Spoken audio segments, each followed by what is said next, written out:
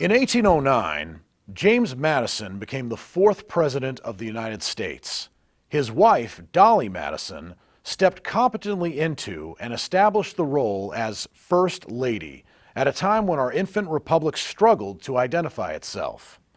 Although she is best known for her hospitality, few people know of her influence in the intricately woven world of politics, government, and culture. Dolley became friends with and hostess to 12 past and future presidents. At a time when our young country endeavored to establish a foothold on the world stage, it faced British aggression, culminating in the War of 1812, and partisan political disagreements, often highly vitriolic and violent. Dolley Madison's response to these pressures, her self-sacrifice, compassion, and courage, garnered such admiration nationally that she became the only woman in American history whom Congress voted an honorary seat in both houses of Congress. This in a day when politics and government were strictly the domain of men. She became the most influential woman in the nation from the time of her husband's presidency until her death, and because of her contributions to this nation, should be considered a founding mother. At her death, the entire government and Washington City closed down to honor this remarkable woman. Dolley Madison herself was quoted as saying, quote, "There is a secret in life better than a fortune teller can reveal. We all have a great hand in the forming of our own destiny." End quote. With passion, charm, and wit, Sally Mummey dispels the myth and fable that obscure Dolley Madison. In a first-person portrayal, Miss Mummey captures the essence of Dolley by using her own words and performs this living history in proper 19th century clothing. The year is 1837, and we join Dolley Madison in Washington City. Welcome to my home. How good of you to come. Tea is not quite ready, so we'll have time for a little socializing. It's been 20 years since my husband, Mr. Madison, and I left Washington City, then a raw, struggling town with great ambitions. But now, I can't believe how much it's changed. I hardly recognize it. So many new buildings, gracious. And that means I feel like such a relic of the past. I knew all the founding fathers, such brilliant minds, some irascible characters, and they've all passed. And I'm the last living connection to them. Oh, the stories I can tell. It would curl your hair. Since returning, I've received a flood of invitations. One arrived just this morning, and the messenger waited for my answer. I have been invited to lay the cornerstone for the Washington Monument. Oh, what an honor! George Washington served our country with such distinction. Have you met him? Have you ever? Oh, well, such a magnificent man, tall in stature, impeccable manners, and such a wonderful dancer. I've never had better. He particularly loved dancing with pretty ladies. But did you know that he was constantly in pain with all that he has accomplished, constantly in pain, and had to use laudanum quite frequently because of his teeth? It's true. He told me that he was sickly when he was young, and he was repeatedly given mercury oxide, and they believe that that's what caused him to lose his teeth. The poor man, he was 21 years old and had one tooth left. I've seen a pair of his false teeth, quite by accident. I shouldn't have seen them, but they're either elephant or hippopotamus carved from that, and then tiny, tiny little gold, I can't tell you, little gold springs, because when I looked at them, they were smiling at me, so I smiled. Wow. I was just 15 years of age when my father, John Payne, moved our family to Philadelphia, then the capital of this great nation. He did so to deepen his religious beliefs with the Society of Friends, but he sold the plantation, freed all of his slaves, and the difference in living in Philadelphia, the largest of our nation, with cobblestone streets and so many brick buildings and the stores, just to look in the shop windows. Of course, being a Quaker, I dress very modestly and plainly.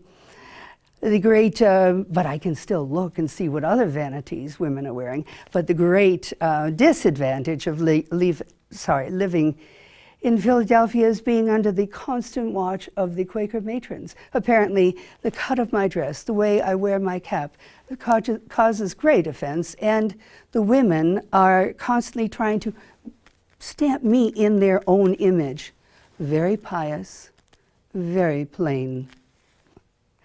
The Quakers believe in hard work, but when someone fails in business, to them it's a sign of a weak character.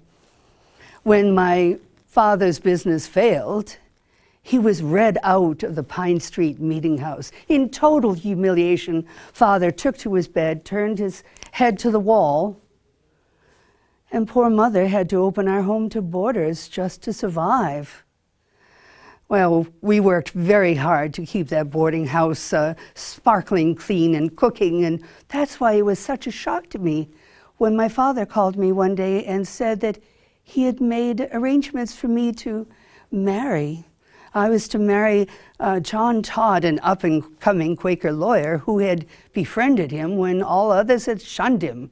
Well, a simple thank you note would do. You don't have to give him your daughter to show that you're grateful. Well, I thought about this for quite a while. I don't want to marry, leave our family. Well, but my father's wishes cannot be disobeyed, so reluctantly I gave up my girlhood and married Mr. Todd. We fell deeply in love, and within a year, our first son was born. We named it after my father, Payne. Unfortunately, less than 2 years later, an epidemic of yellow fever spread through the city. My husband moved our family out of the city to a place of safety.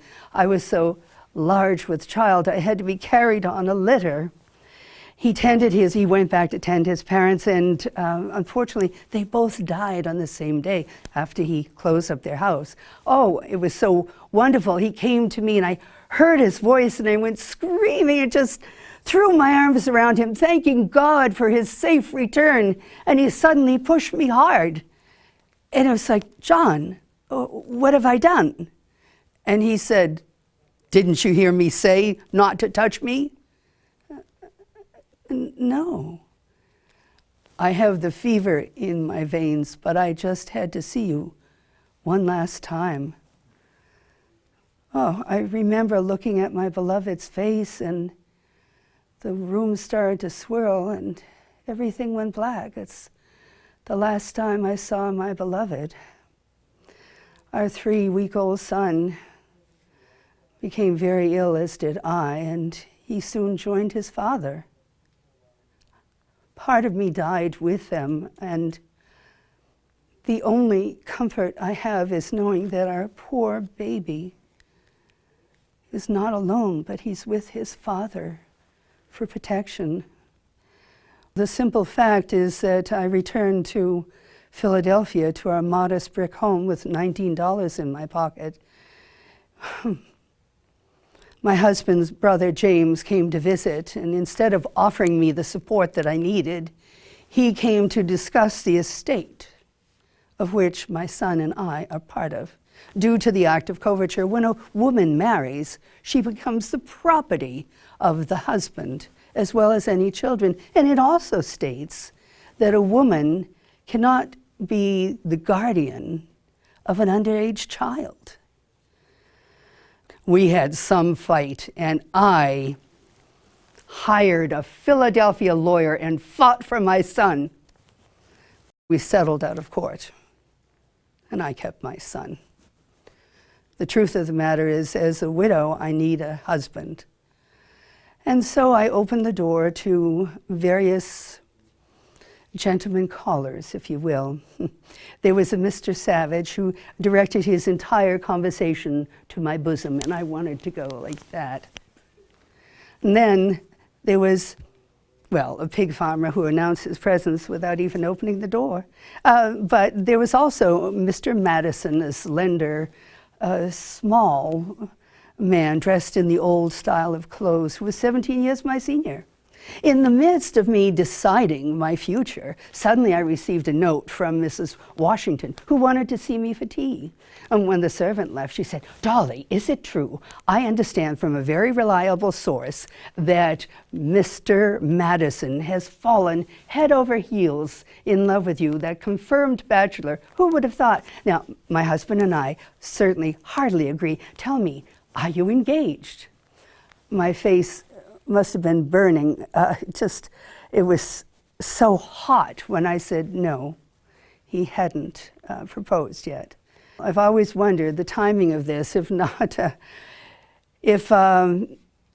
Mrs. Washington didn't have him for tea, because less than a week later he proposed and said that he would only marry for love. Well, I didn't have that luxury.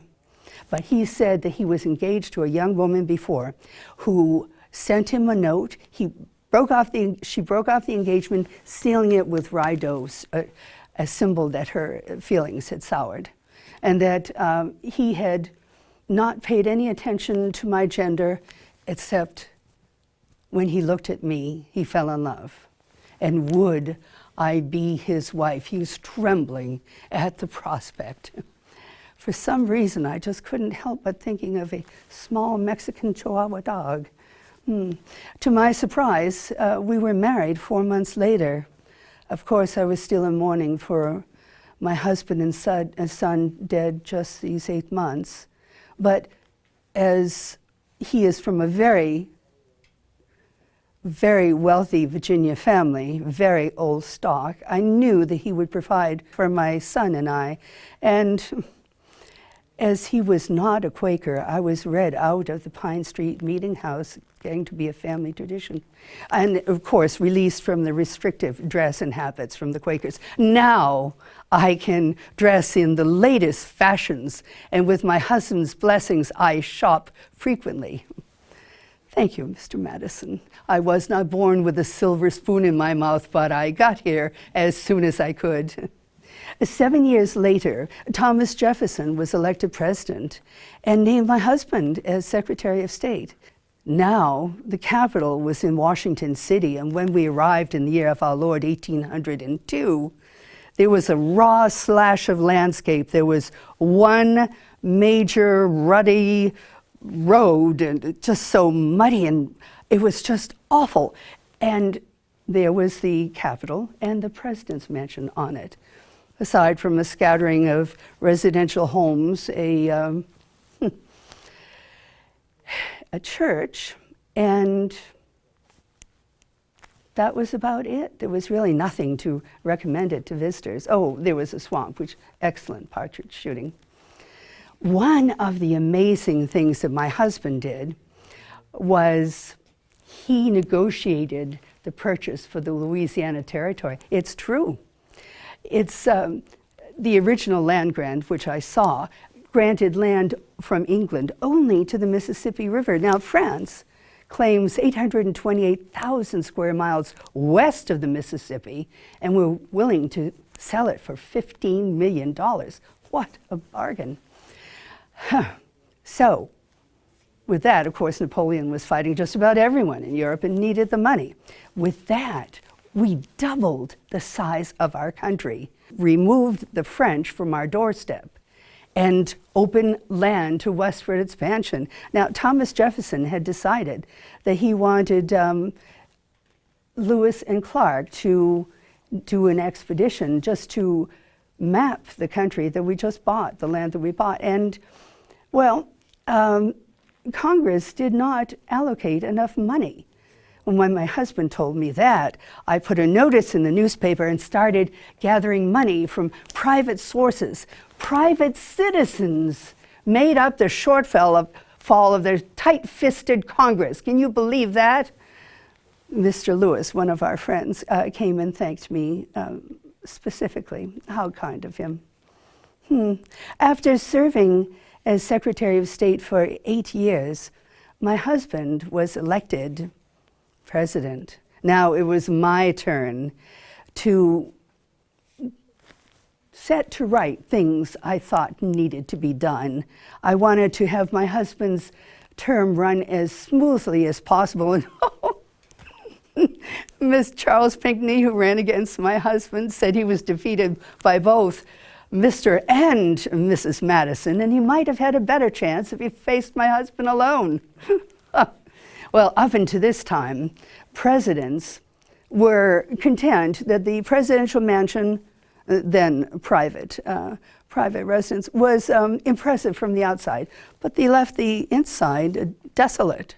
It is my idea that the presidential mansion should be the center of political power, but also of cultural and social gatherings, that it should be decorated in an elegant manner, not just higgledy-piggledy with leftover furniture from Monticello, and open to the public.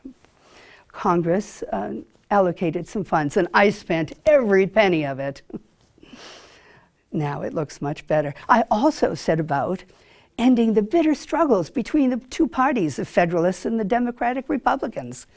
Can you imagine that although we have a framework for our government, it is hardly functioning because of the bitter feelings? Each feels that the other is a traitor to our young country. There are fisticuffs, brawls, and challenges to duels on the floor of the Congress. Imagine, to his dying day, my husband, actually believed that this Republican experiment might actually fail. I started to entertain the political parties together. I also threw open the doors to the executive mansion every Wednesday evening, inviting both parties and anyone else actually who was in town that wanted to stop by. I introduced them to people who could be of mutual benefit, and soon I found that my husband said that the government was running much better due to the mutual understanding of the two parties. I also saw that there was poor and needy in the city that needed to be taken care of. So I put a notice in the newspaper inviting all ladies who wanted to join me to come and help establish some charities. That's how my favorite, the Washington Orphan Asylum, was established, and many others. We give out food and clothing to those in need and medical supplies. I'm happy to say that the charities are still functioning. Oh, I have to tell you, we entertain a lot of foreign dignitaries, and this one, the Tunisian minister, came and presented me with a saber, saying that the Bedouin women of his country have dances balancing them, showing that they are carrying on the the honor of their husbands when they are not there. What a useful gift. Also, my husband faced the most difficult decision any president could face. In fact, it ended up costing thousands of lives. It's true. We have been trying to stay neutral between the French and the British, who've been fighting for years, but Britain wanted us to support them. Well, they started to put pressure and they kidnapped some of our American sailors and pressed them into their navy to fight Napoleon, never to be seen again. Well, that didn't work, so then they started to haul our merchant vessels aside and loot them. On the 12th day of June, in the year of our Lord, 1812, my husband declared war on the most powerful nation on the earth. What an outcry of people against my husband. Oh, gracious. They called it Mr. Madison's War, and many refused to fight. But there was no way to defend our country, to say nothing of our honor from the British aggression, really. Well, initially, our tiny navy of 20 ships had spectacular success. The U.S. Constitution made many conquests. In fact, it earned the sobriquet Old Ironsides because of the way there was double oak in the sides of the ship. And also, Captain Decatur of the U.S. Constitution, he captured the frigate Macedonia and cut that flag and sent the captured British flag to Washington City, to Tomlinson's, where we were all gathered celebrating. Suddenly the ballroom doors opened, and there marched the sailors carrying the captured British flag. They marched around the room, knelt, and placed it at my feet. I will never forget that honor, that moment. The room was wild with cheers and the honor they bestowed upon me. Unfortunately, we do not have a standing army. We have militia that we gather from the States. And really, the militia gather once a month or so, and they all march around for a bit and then get drunk. This is what we are fighting with against Britain. I can't talk of this. Oh, I am so mad. General Armstrong sent most of our militia to the Canadian border, believing that the enemy would fight from there. Our spies told us that there were 50 British ships, chock-a-block full of fighting men heading our way. When they showed up off the coast of Virginia, most of our militia was north. And it was decided to make a stand to defend the capital 10 miles away from the city at Bladensburg. It was a very hot and humid day like it is today when my husband left to join the army. I received periodic notes from him in pencil, the last one telling me to be ready to flee at a moment's notice because the enemy was quite strong.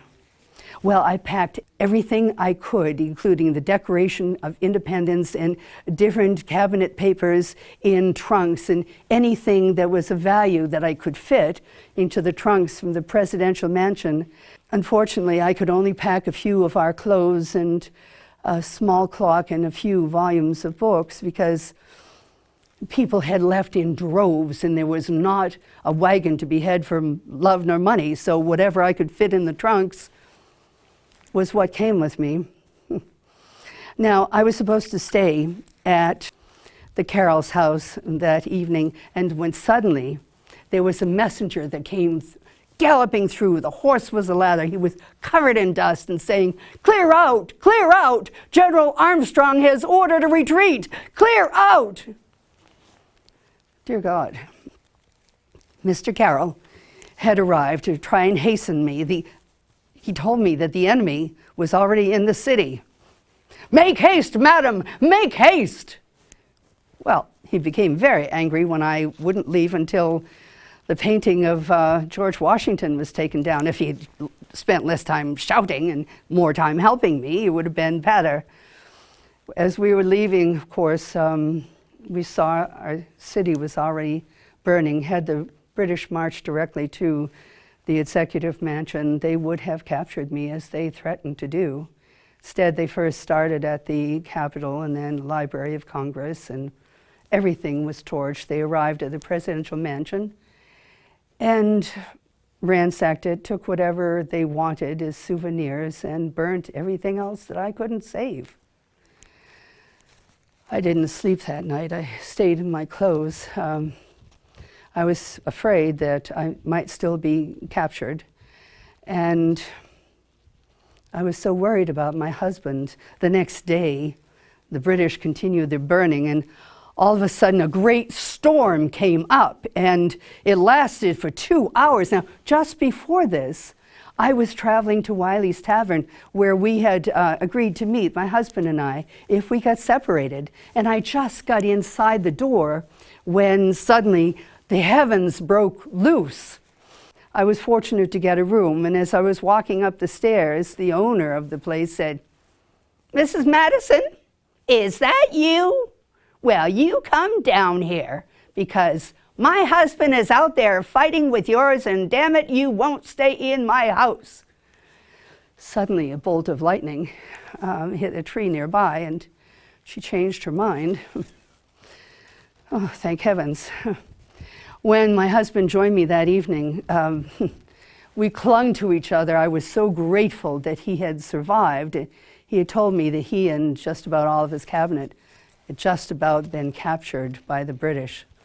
Thank God he was safe. Well, the British may have thought that they had whooped us. They didn't. In fact, what they did by burning our capital, they united our country. Many didn't want to fight Mr. Madison's war, but to burn our capital, well, that's a different story. So when the British, as they went looting down the coast but couldn't take Fort McHenry or Baltimore, they stopped outside of New Orleans with the idea of attacking New Orleans, capturing it, and controlling the Mississippi. When they went up against Andrew Jackson and our fighting men, they were roundly whipped, and the British sued for peace. The British treated us with respect. They never made a move against us, and basically we won the Second War of Independence, and my husband was a hero. So here we've come full circle. This beautiful city represents our triumphant republic and all who have sacrificed for her.